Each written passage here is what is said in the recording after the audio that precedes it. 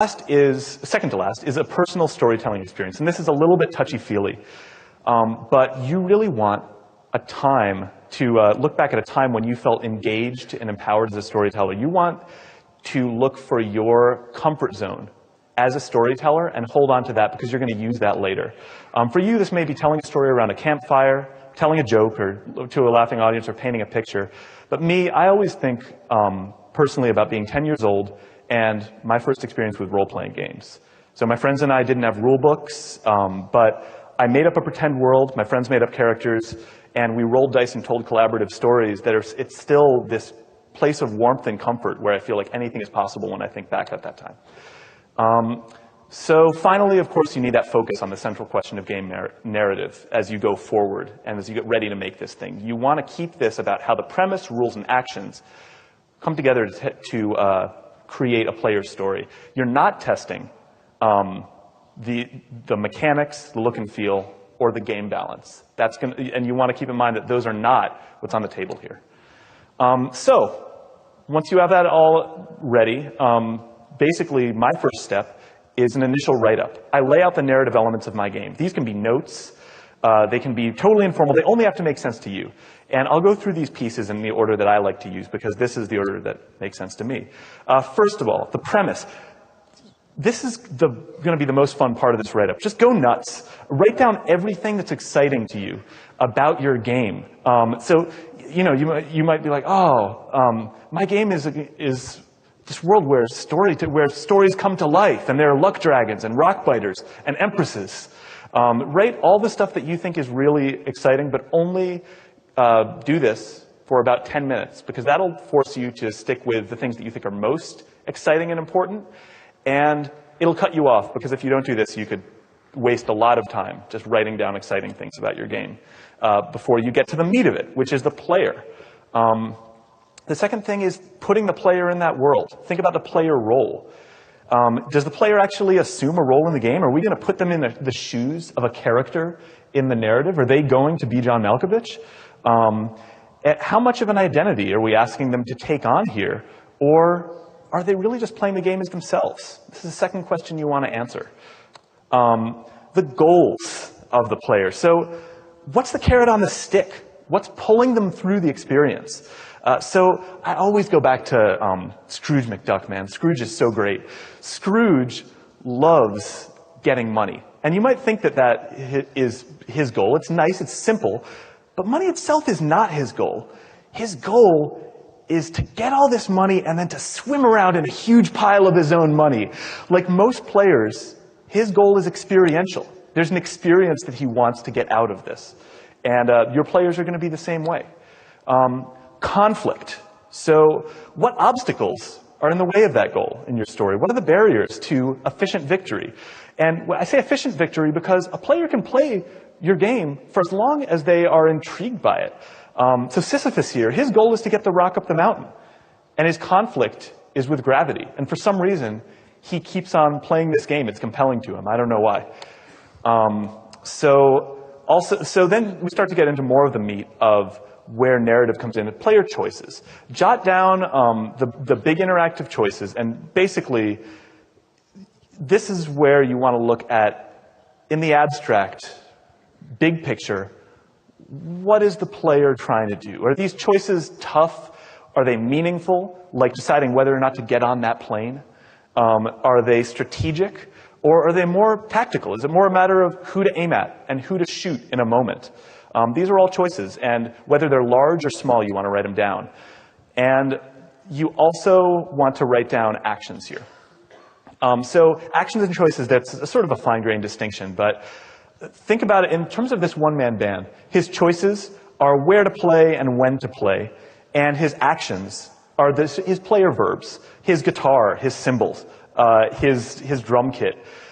When he plays those things, those are playing the drums, playing the guitar, those are his verbs. Resources. So this is where you've talked a lot about what the player can do, and this is where you draw the first clear connection between your world and your player. What in the world can the player use? And these resources should be simple to understand if possible, but elegant. In Monopoly is, a little bit maligned as a game, but as a resource, Monopoly money is great. It gives an opportunity to the player. It provides information when you look around and see how much money people have in a way when you don't have the money you need.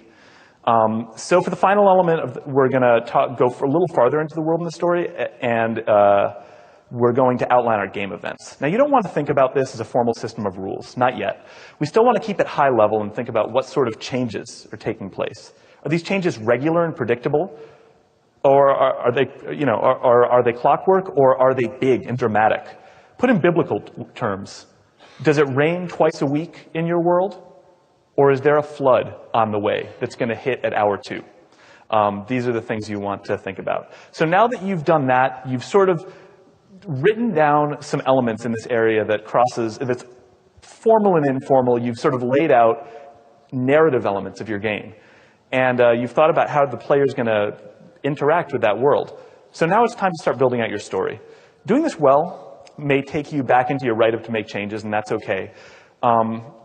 But I want to go through a couple examples of games that do this well, and a couple principles that I think really work. First of all, when you're thinking about story, you want to think about how you're going to show the player your goal. In Journey, you see the mountain with the light, and you don't need to be told to go there. You know, if you can make something like that, fantastic. Give meaning to rules in your game. This is a screen from Dino Run, which is a game where, the rules are pretty simple. It's a little running game, and there's a timer where if you fall too far behind, you're going to have to restart. But story was used to really narrativize this goal in a really interesting way. In Dino Run, an asteroid hits, and you have a wall of destruction. This is sort of the extinction level event coming up from behind you. Staying one step ahead of that is much more interesting than a timer. Use characters. If you can. People are funny. They see characters everywhere. And once they start seeing characters, they start caring. Use that. Characters can be goals. Keep Clem safe. Characters can be resources. In classic JRPGs, your options for play are personified as characters. And characters can be conflict. Now, sometimes a character can work as in many narrative elements as once, which is fantastic, like Donkey Kong.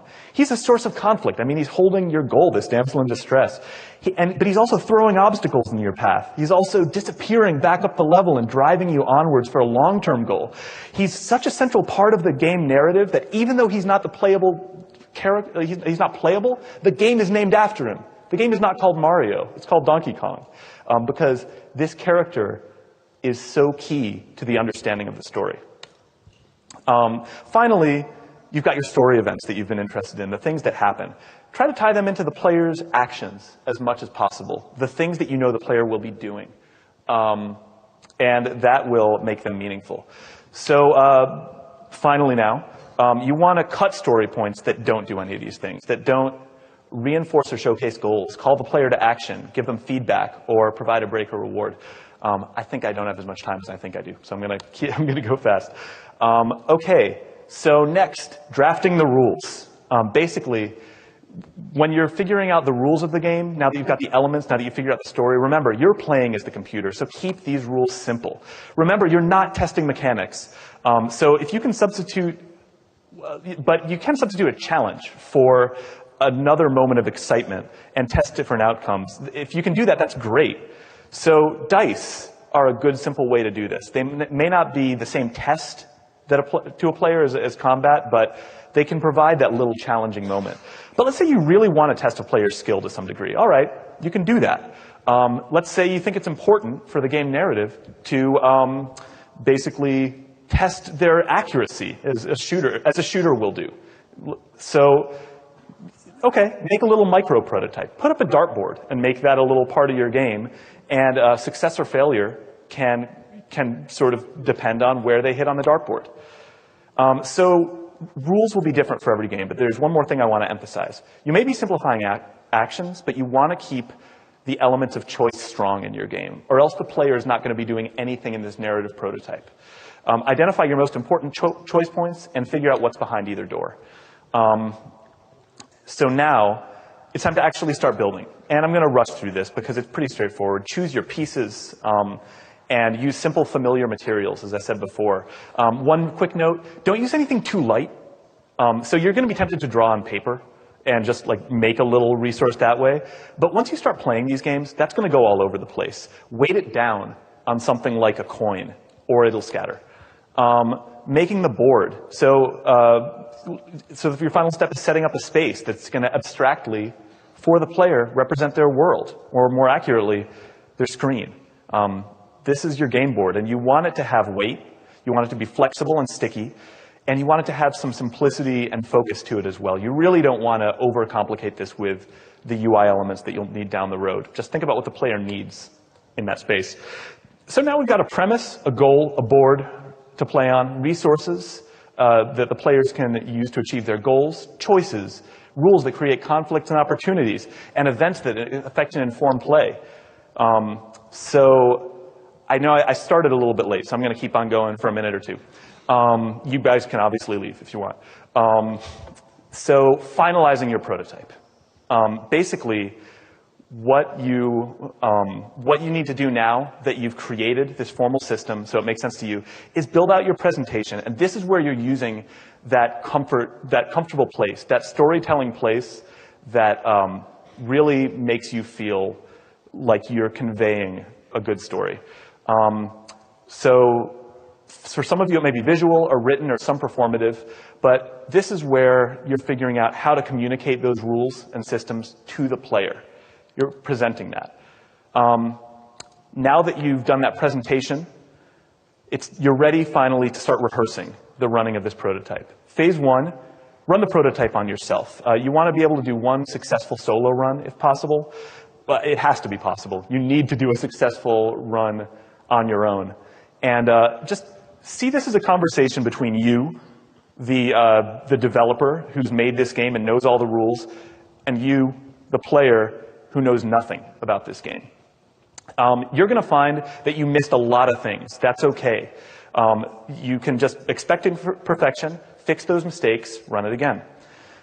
Phase two, once you've gotten a successful run yourself, do a rehearsal with someone who will love you, even if you totally flub the entire thing.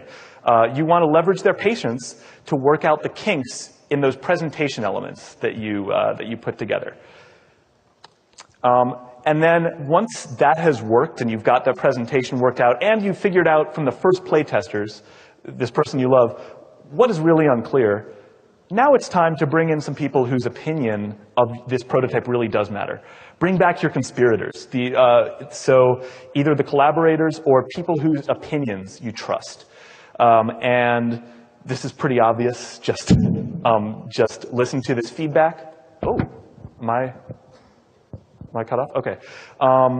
Great. Listen to their feedback and look at what they enjoyed, what's fun, frustrating, boring, or unclear, and adjust that prototype as you prepare for playtesting. God, Deborah did such a good job talking about it was so cool talking about deeper user testing. This stuff is going to be very light. I'm just going to wrap up on this.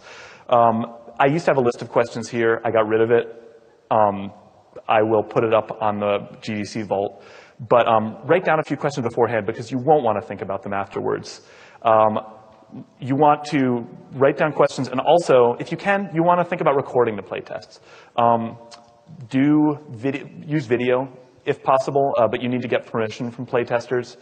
And if you want to improve your presentation style, point the camera at yourself. And if you want to improve your game, you're going to learn a lot more, though, by turning the camera on someone else. So playtesting, I'm just going to sort of roll through that because that's super basic stuff about what it means to playtest. But the real important thing here is this is not a scientific playtest. It doesn't matter if your variables are all super clean and you're thinking and all your ducks are lined up in the row. This is something this is a crucible, a trial by fire to make your game better. So you can improvise. If you listen for choices from the player, allow them to skip things that you believe they could skip. And if they have a smart suggestion, if they want to grab the mic and say, hey, this is what I want to do, incorporate it into your play.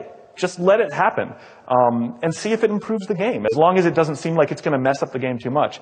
But whatever you do in those play tests, just note it so that you know, so that you have a sort of log of those changes. So people are polite, so have a third party ask questions for you.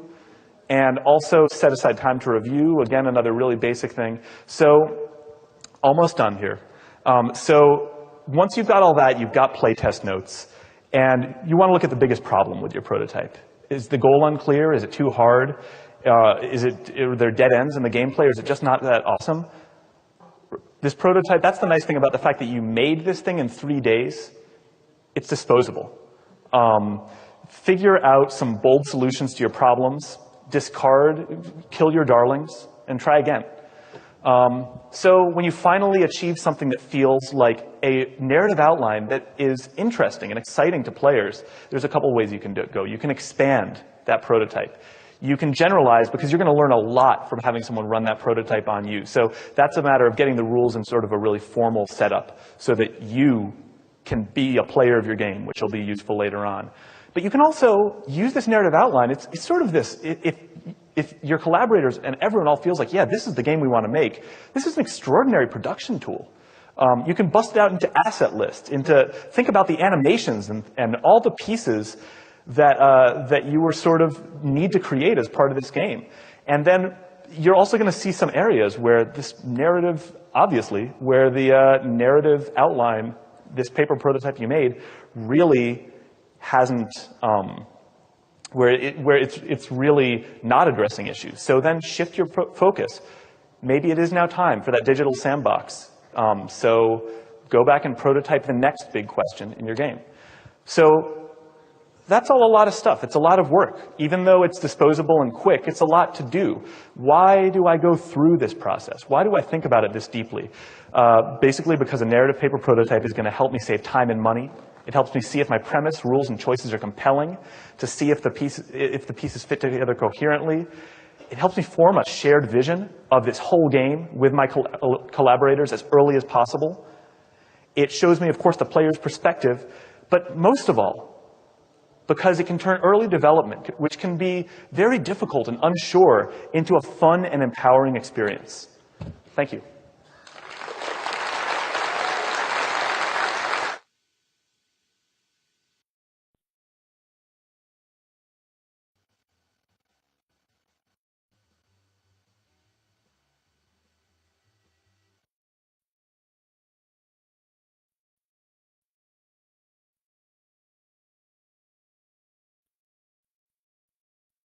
岁后喜欢趴趴走，但又开始担心。你需要挺力乐活强力钙，白金强韧3效，能维持骨骼健康、肌肉正常功能，促进胶原蛋白形成。挺力乐活强力钙。Kylie Ying has worked at many interesting places, such as MIT, CERN, and Free Code Camp. She's a physicist, engineer, and basically a genius. And now she's going to teach you about machine learning in a way that is accessible to absolute beginners. What's up, you guys? So welcome to Machine Learning for Everyone. If you are someone who is interested in machine learning and you think you are considered as everyone, then this video is for you. In this video, we'll talk about supervised and unsupervised learning models. We'll go through maybe a little bit of the logic or math behind them, and then we'll also see how we can program it on Google Colab. If there are certain things that I have done and you're somebody with more experience than me, please feel free to correct me in the comments, and we can all as a community learn from this together. So with that, let's just dive right in. Without wasting any time, let's just dive straight into the code, and I will be teaching you guys concepts as we go. So this here is the UCI machine learning repository, and basically they just have a ton of data sets that we can access. And I found this really cool one called the Magic Gamma Telescope data set.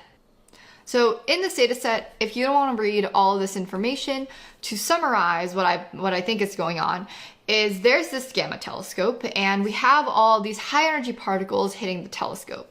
Now there's a camera, there's a detector that actually records certain patterns of how this light hits the camera, and we can use properties of those patterns in order to predict what type of particle caused that radiation. So whether it was a gamma particle or some other like hadron. down here, these are all of the attributes of those patterns that we collect in the camera. So you can see that there's, you know, some length, width, size, asymmetry, etc. Now we're going to use all these properties to help us discriminate the patterns and whether or not they came from a gamma particle or a hadron. So in order to do this, we're going to come up here, go to the data folder, and you're going to click this Magic 04 data, and we're going to download that. Now over here, I have a Colab notebook open. So you go to colab.research.google.com, you start a new notebook, and I'm just going to call this the Magic dataset. So actually, I'm going to call this for CodeCamp Magic example. Okay. So with that, I'm going to first start with some imports. So I will import, you know, I always import NumPy. I always import pandas. And I always import matplotlib. And then we'll import other things as we go. So yeah. We run that. In order to run the cell, you can either click this play button here, or you can, on my computer, it's just Shift Enter, and that will run the cell. And here, I'm just going to, you know, let you guys know, okay, this is where I found the data set. So I've copied and pasted this actually, but this is just where I found the data set. And in order to import that downloaded file that we got from the computer, we're going to go over here to this folder thing. And I am literally just going to drag and drop that file into here. Okay. So in order to take a look at, you know, what does this file consist of? Do we have the labels? Do we not? I mean, we could open it on our computer, but we can also just do